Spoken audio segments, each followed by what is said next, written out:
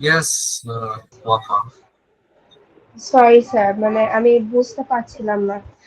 Paper 2 is directed writing, and at first up, you showed a sample paper of O levels, and it showed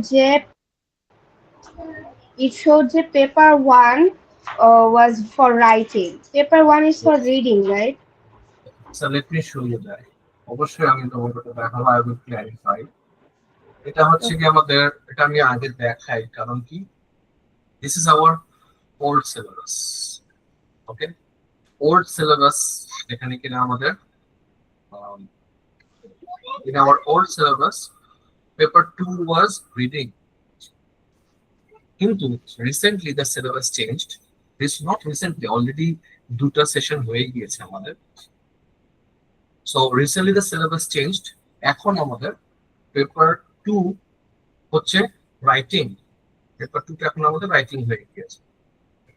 একটা জিনিস, এই একটা change আসছে। আরেকটা change আসছে আমাদের, there is another change, that is paper 2 তে আমাদের শুধু কোশ্চেন দিয়ে দিত।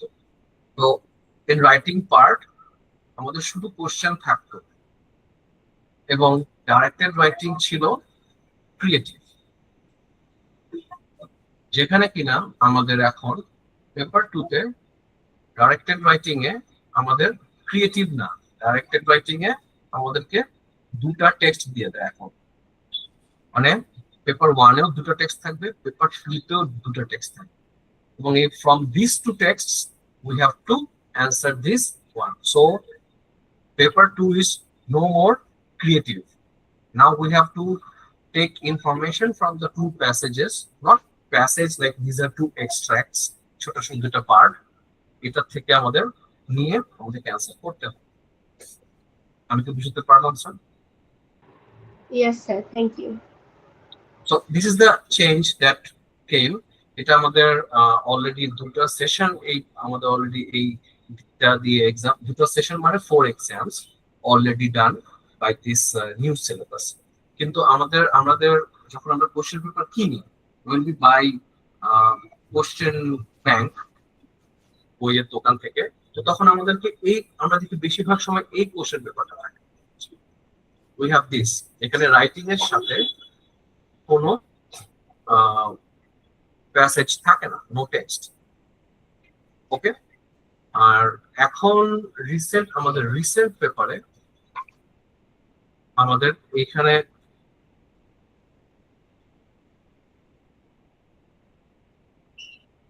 রিসেন্ট পেপারে আমাদের হচ্ছে গিয়ে কি এই জিনিসটা রয়েছে। তো I hope now you understand যে আমাদের ওল্ড পেপার নিউ পেপার, মানে ওল্ড সিলেবাস নিউ সিলেবাসের difference.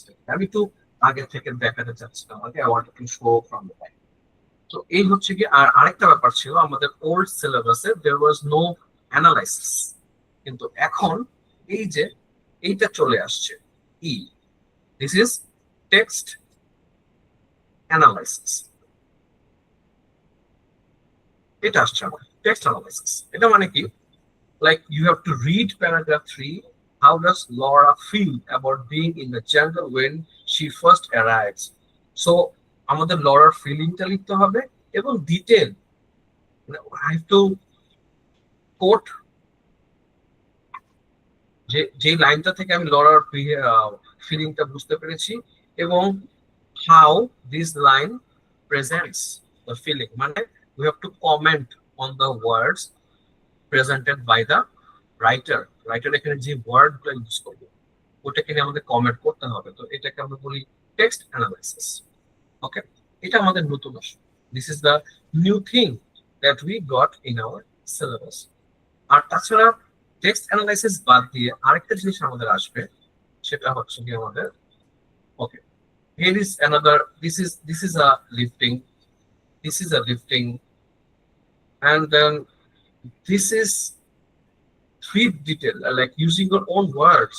So this is our creative answer, আমাদের বানাতে হবে।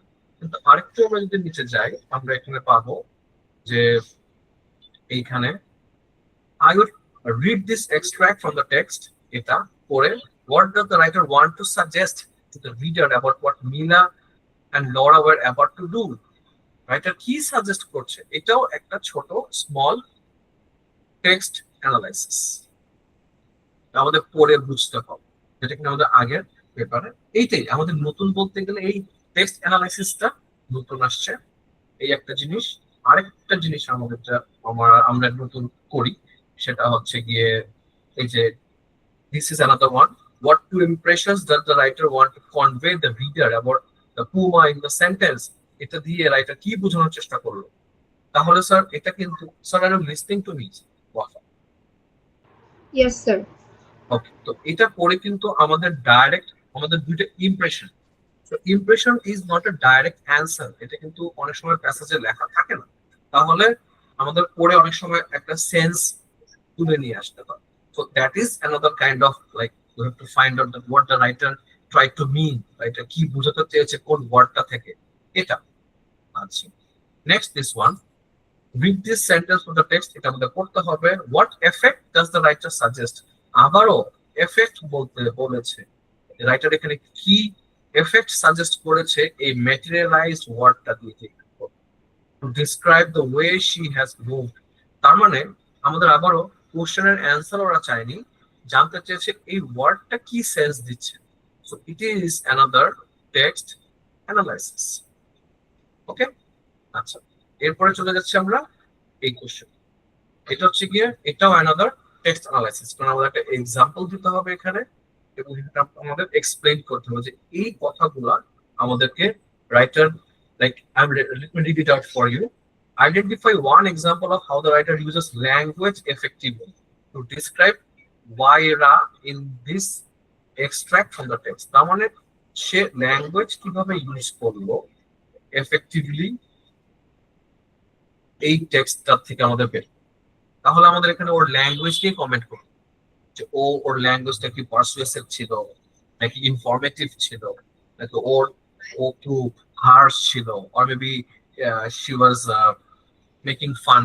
তো কি দেখে আমরা এক্সাম্পল, মানে আমরা কোট করবো এখানে, এবং আমি এই সেন্সটা এখানে ক্লিয়ার করবো, লাইক বা কিভাবে এটা আমাকে রাইটার হেল্প টু। তো আমাদের একটা টেকনিক ফলো করি, that is called point, quote and analysis. এটা দিয়ে আমরা, পয়েন্ট মানে সে কি করার চেষ্টা করলো, কোট মানে কোন লাইনটা থেকে, এবং অ্যানালাইসিস মানে ও কি সেন্সটা দেওয়ার চেষ্টা করছে। This is it. খুব একটা হার্ড না, মানে একটু বুঝতে পারলে কোয়াইট ইজি। এরপর দিস ওয়ান, এটা আমাদের আগের পেপারেও ছিল, ওল্ড সিলেবাসে। মানে যেহেতু আমি এই এক্সামটা দিয়েছি কেমব্রিজের, আমি একজন স্টুডেন্ট, তো আমাদের ওল্ড সিলেবাসে এইটা ছিল লাইক সামারাইজ করতে হবে। তো এটা আমি জানি, I think you know how to summarize main কথাগুলোকে নিয়ে। তো আমাদের 150 ওয়ার্ডে একটা সামারি লিখতে হবে এখানে, এবং it should be continuous writing, সব ইনফরমেশন এখানে দেওয়া আছে। So this will award you with 20 marks, 20 mark পাবো আমরা। এবং ইমাজিন ইউ আর নেড, তো এইখানে আমাদের এইটা একটা ইমাজিনেটিভ অ্যান্সার, আমাকে আমাকে নিজে থেকে বানাতে হয়।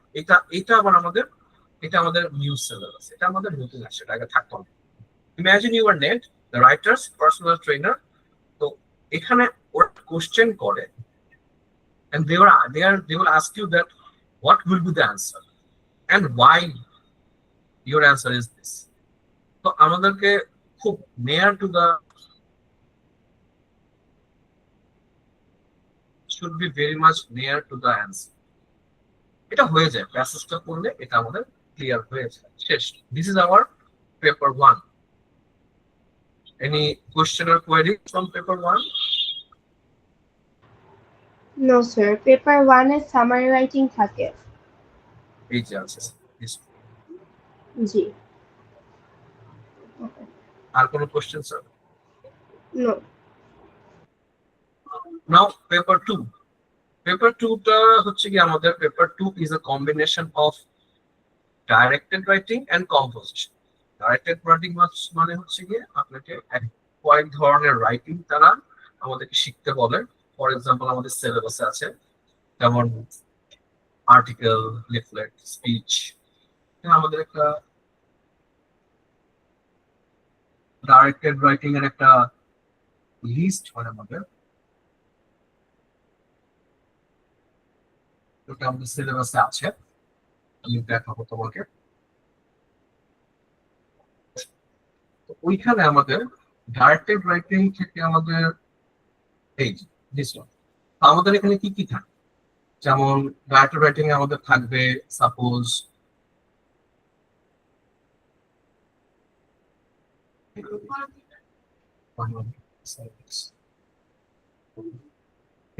আমাদের এখানে থাকবে this few things. Okay, they can ask you to write a letter, maybe a report, a journal entry, a speech, interview, an article. এখান থেকে যে কোনো একটা, but why it is called a directed writing? এটাকে directed writing কেন বলা হয়? কারণ ওরা তোমাকে একটাই চয়েস দেবে, মানে সরি চয়েস থাকবে না, they will direct you to write something chosen by themselves. ওরা চুজ করবে, যেমন এখানে তারা তোমাকে একটা ইমেল লিখতে বলছে, মানে লেটার, তো ইমেলই লিখতে হবে, এবং the instruction would be given, কি মেটেরিয়ালস আমাদেরকে ইউজ করতে হবে, you will be awarded 25 marks and the word limit will be 250 to 350, সব ওরা ইন্ডিকেট করে দিবে আমাদের। এখন কথা হচ্ছে কি যে আমরা এটার ইনফরমেশন কোথা থেকে নিব, এই যে আমাদের বলে দিয়েছে এই টেক্সট 1 এবং টেক্সট 4, এখানে আমাদের পড়ে আমাদের ইনফরমেশন গুলো এখান থেকে কালেক্ট করে আমাদের এটা লিখতে হবে। নেক্সট আমাদের এরপরে কি আসবে, কম্পোজিশন। কম্পোজিশন পার্ট মানে উই হ্যাভ টু কম্পোজ। আচ্ছা আগে বলে রাখি, let me start from the very beginning, let me inform in the very beginning, that is like আমাদের আগে there were 3 different types of writing: narrative, descriptive, and argumentative. But nowadays argumentative is not anymore, so we have to choose between descriptive and narrative writing. Quite easy, আমাদের পরীক্ষার সময় narrative, descriptive, argumentative তিনটাই থাকতো। যেমন maybe let me show you, আছে let me show you the old paper, এই যে C, এটা আমাদের কেমব্রিজের ওল্ড পেপার, এখানে আমাদের ন্যারেটিভ আছে, ডেসক্রিপটিভ আছে, আর্গুমেন্টেটিভ রাইটিং আছে, এবং টু মেক ইউ কনফার্ম, এই যে দেখো এটা আমাদের একটা 1123 কেমব্রিজের সিলেবাস, এটা আমাদের ওল্ড সিলেবাস, কিন্তু এটা আমাদের এখন কি হয়েছে, আমাদের argumentative is gone, we have to answer only from this 4, এবং এটাতে দুটো থাকবে ডেসক্রিপটিভ, দুটো ন্যারেটিভ, কোয়াইট ইজি, এখান থেকে জাস্ট আমাদের যে কোনো একটা নিয়ে লিখতে হবে, মানে এখানে বলে দিয়েছে instruction answer 1 question and the word limit would be 350 to 450 words, আবার বলে একটা লিখতে হবে, এবং মার্কস কত, 10 marks for the content, 15 marks for the style and accuracy, that's it. The total you will be awarded with 25 marks, that's it. এই হচ্ছে আমাদের এক্সাম পেপার 1 এবং পেপার 2। পেপার 2 তে একটা ডাইরেক্টেড রাইটিং, একটা কম্পোজিশন, পেপার 1 এ lifting, creative one word answers, analysis, summary এবং imaginative question. এই this is our syllabus for 2026 still. এরপরে যে সিলেবাস চেঞ্জ হয় মনে হয় না, তারপরে ইউ উইল গেট ইনফর্মড। এই হচ্ছে কেমন। So any queries or any questions? No. কোথাও কি এরকম কিছু আছে যা আমি ক্লিয়ার করতে পারিনি আপনাকে? No, sir. Everything is understood. Okay. So that's it. আমি যদি if you permit তাহলে আমি আমার ক্লাসে মুভ অন করতে পারি। Are you okay with the orientation that I presented just now? Yes, it was nice. Okay. So Noha, did you submit your writing just now?